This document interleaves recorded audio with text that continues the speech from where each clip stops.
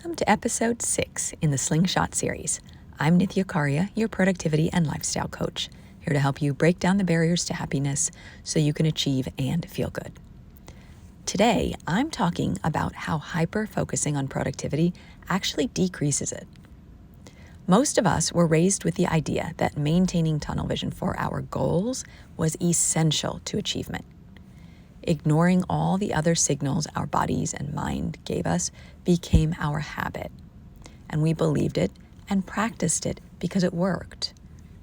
But as the years went on and we added more pieces to the picture, we realized that we get tired. We even get sick. And honestly, we start to get sick and tired of our lives. The day in, the day out grind, it leaves us feeling stuck because we want our life, all the things we've worked really hard for, but we also want to feel good. We want to enjoy the life we've built. Our laser focus on bringing in that job, income, home, project, client, relationships, whatever it is, it starts to come at the cost of something else we value. Sacrifice becomes a lifestyle instead of a short-term investment.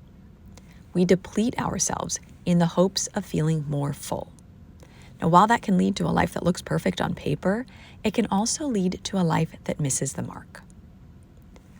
The truth is, we are most productive when we feel good and ideally when our cup is full. The surest way to keep ourselves in this higher state is to allow ourselves to choose joy first. Prioritizing ourselves, it opens us up to experiencing constructive emotions and thoughts, and that always makes us more productive. Microdosing happiness means you're restructuring your journey. Understanding that you are the underpinning to your life lets you prioritize supporting your needs so that you can get all the other things done. You get to achieve and feel good. Or as I'd like to point out, you achieve because you're feeling good. Let's take a look at how this could play out. So last week, my kids had a huge cleanup task ahead of them, one that had been building up for some time. We had just arrived back home from camp. It was out of state, and we were all a little run down.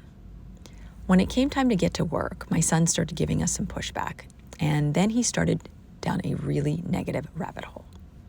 As his mother, I knew that on top of being hungry, sick, and tired, he was now additionally and very clearly frustrated. I know he's capable of a good attitude and rallying for the job, but at this point, he couldn't manage the flood of emotions.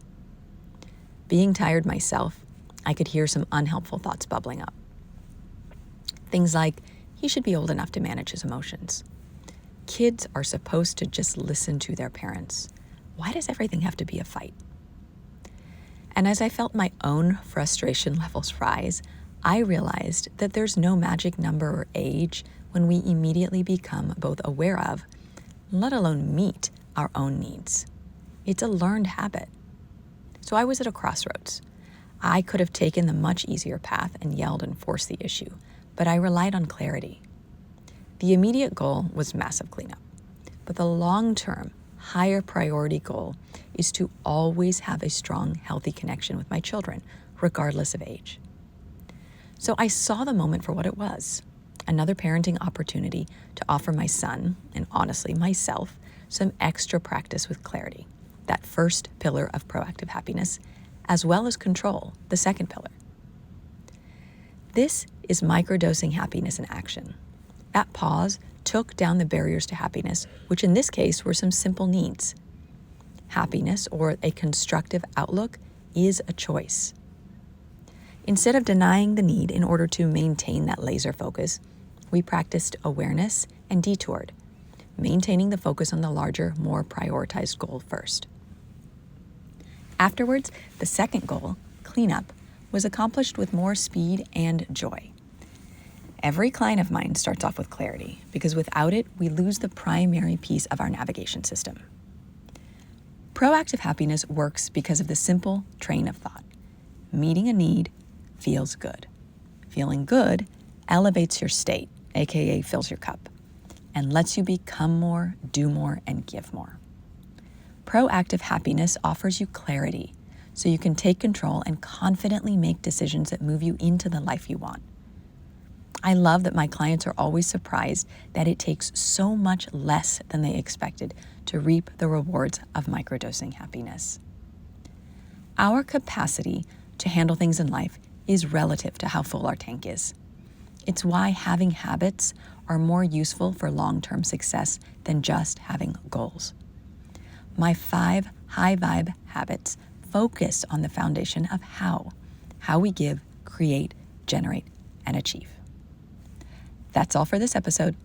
Be sure to sign up for your lifestyle audit where together we'll map out where you are, where you want to be, and the path to get there.